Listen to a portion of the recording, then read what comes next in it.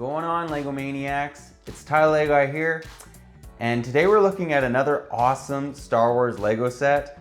The set we're going to be taking a look at is the Republic Cruiser. That's set 7665, had 919 pieces, 5 minifigs, retailed for $89.99 US back in the day, and came out all the way back in 2007. Now nowadays this set's going for 250 new or 143 used.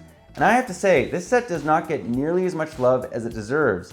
Now I can understand why LEGO hasn't kind of remade it, because it's sort of an obscure set, but they've done a really good job, especially considering how old it is.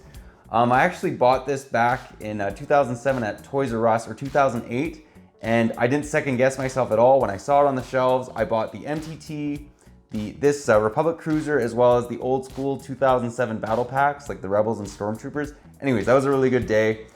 But my point is this set deserves a lot more love than it gets. It's really good. The minifigs are also decent, but there's some negatives there. We'll get into that. But anyways, enough talk. Let's get right into it.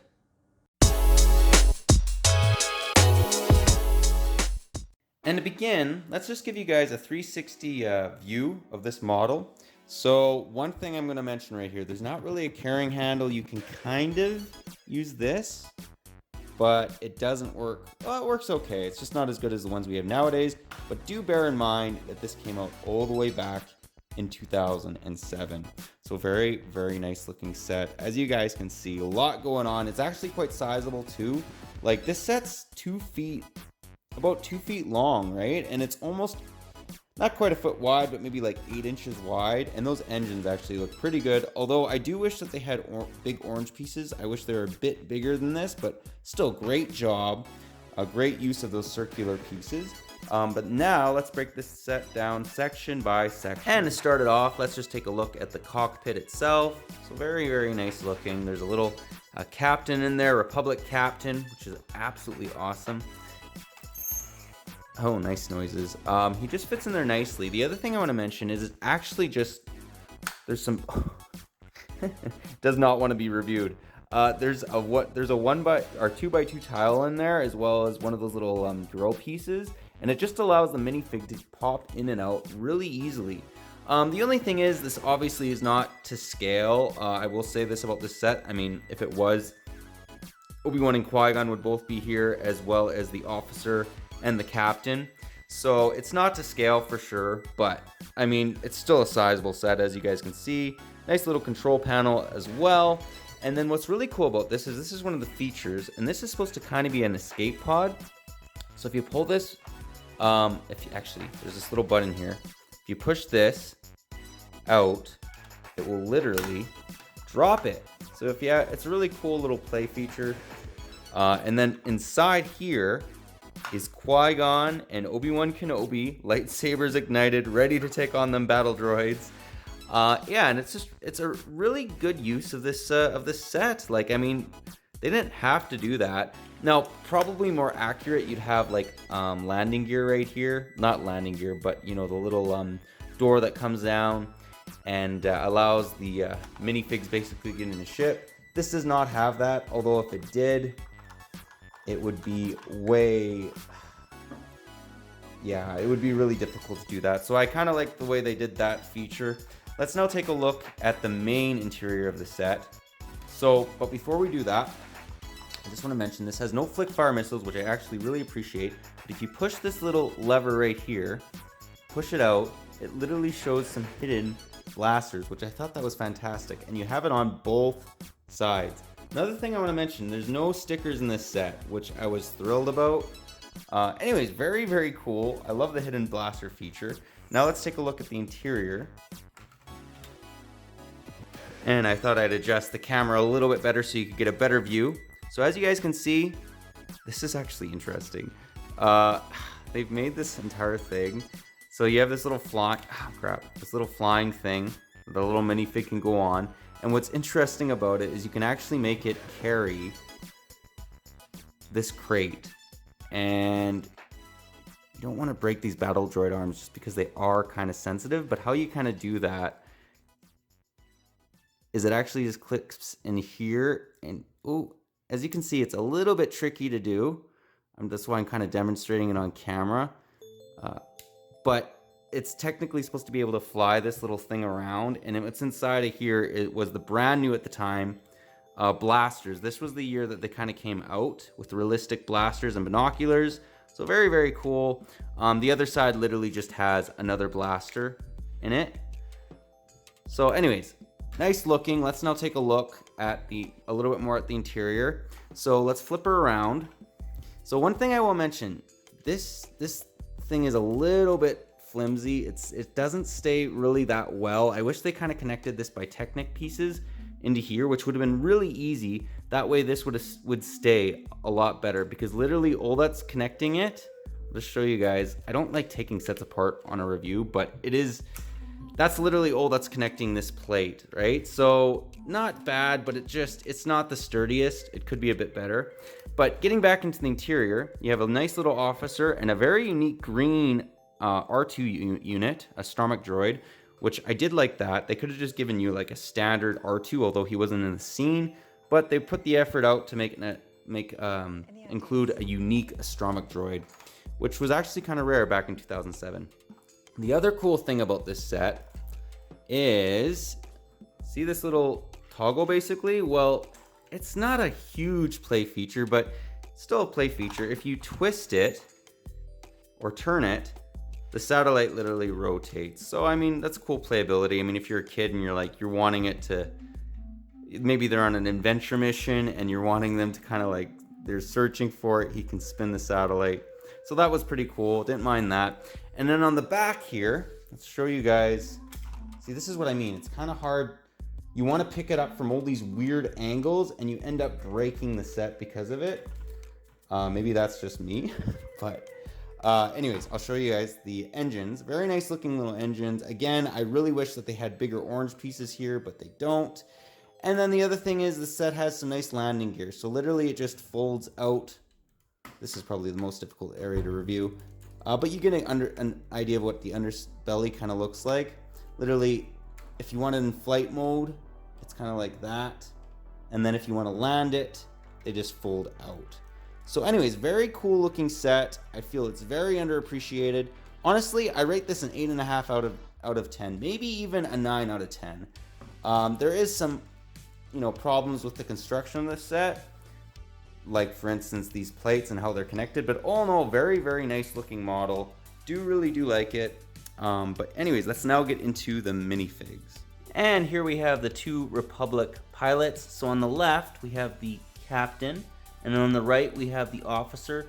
There's nothing too crazy about these guys, but they're the only time that LEGO's ever made this minifig as of 2020. Their torsos are the only thing that's really unique about these minifigs. This one literally has a cap. The other one has just, black hair, but still nice looking minifigs nonetheless. Yeah, I don't got too much to say about them. They're actually somewhat rare as well, again, because of that torso print. But now let's get into the next number of minifigs. And here we have R2, R7 on the far left. Very cool Astromech droid. Again, he's exactly the same as R2, except he has green detailing, whereas R2 has blue, right? And then we have Obi-Wan Kenobi on the right. Nice looking Obi-Wan. Literally, he's almost identical to the 1999 Obi-Wan Kenobi, except he's in beige, not yellow, right? So nice looking. There's no back face printing, back torso printing on Obi-Wan, but still nice looking. It captures the idea of who he is, unlike the next minifig we're going to take a look at, which is Qui-Gon.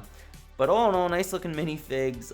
Let's now get into one, in my opinion, the worst minifig out of this set.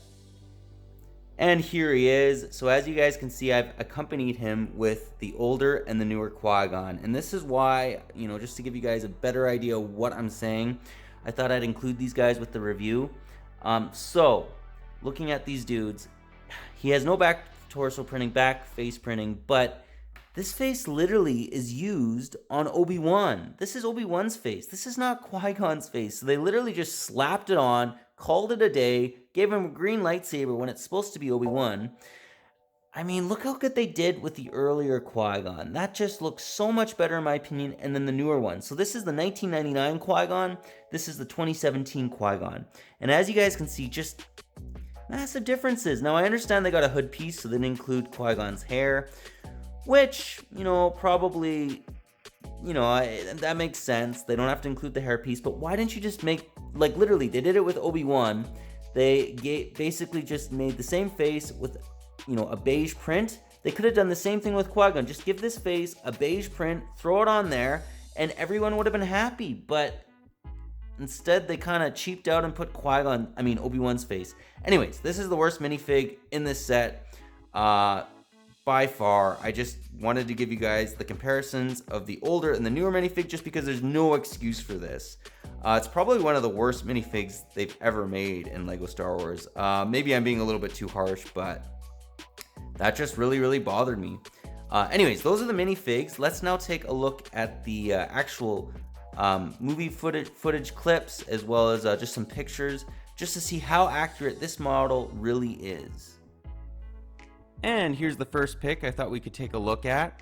So honestly, I think that LEGO did a really good job, and this is part of the reason why I love looking at these pictures, is just because it just adds another dynamic to these reviews.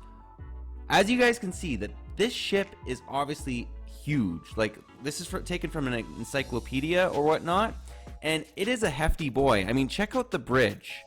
There's the bridge. There's more chairs back here. There's even what looks to be a mess hall, here, like, where you can eat and whatnot. Then there's more interior. It looks like there's rooms. This is a livable ship. Like, this ship probably is a little bit closer to the size of a UCS Millennium Falcon, to be perfectly honest. I believe it's actually kind of a freighter. They call it a cruiser. But anyways, you can see it's a big boy.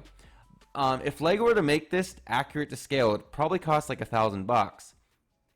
But I mean, that being said, I'm still happy with what LEGO did with it. I think that it really gets the look down.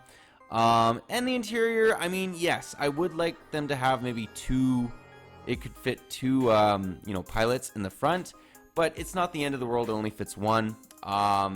Yeah. Anyways, I think LEGO did a good job on this. Let's now take a look at the next pic. And, this will just really give us the outside of the ship a little bit more, a better view of that, without it showing the interior. And here's our next pic. This is actually taken from, Star Wars Episode 1, the actual movie. And this brings back a lot of nostalgia, seeing this back when I was a little dude. But I think LEGO knocked this one out of the park. It really looks accurate. Again, if that bridge was a little bit wider, it would screw up the entire, design of the rest of the ship, just because they'd have to compensate for it. It would probably make it twice the price. Now, being perfectly honest, I'd be happy to pay twice the price for this if it was like that much bigger. But, still at $90, it captures the look really well. The exterior looks really good. The interior's not bad. I just think this was a great set for $90. I mean, you can't go wrong. And as you guys saw, it's a pretty sizable ship still at $90. Anyways, those are the picks. Let's now get into the end of the review and get my final thoughts. Well, guys, that was my review. Do hope you enjoyed it. Honestly, I thought that this set it's actually really good, especially if you look at those pictures. They did a fantastic job. Now, they could have maybe did the little ramp where, the Jedis, come out of, right? Obi-Wan and Qui-Gon. Except then you'd get rid of this front area, so there'd be an issue there, like, because that's where the two of them sit, right? So I just think they did a good job. It had some interesting features. I really wish that LEGO would make this set nowadays and maybe improve it a little bit. I also think the engines were decent. I think they could have been a little bit better. Maybe put some big orange pieces there, but we're getting kind of picky. But let me know what your guys' thoughts are on this set. If you like it, if you don't, if you possibly own it. Any areas that you think they could maybe improve on. I do have to say again, the Qui-Gon minifig, like all the other minifigs are decent except for the Qui-Gon one. That's probably the worst Qui-Gon we've ever seen. Especially, you guys could probably see that from comparing them against the older one and the newer one. There's just no excuse. Literally, if they just made the old one, but put them in beige like color instead of yellow, it would have been perfect. Anyways, that was my thoughts on this set. But yeah, if you like this video, leave it a thumbs up. If you're new to the channel, definitely consider subscribing and click that bell so you're notified for any future LEGO Star Wars reviews, comparisons we do. We basically do them every Tuesday, and I love doing them. I mean, it's great looking at these older Star Wars sets or newer ones. I mean, Star Wars all in all is probably one of the best LEGO themes out there. But yeah, again, that's all I got for you again. But thanks again for watching, and I'll catch you on the next one.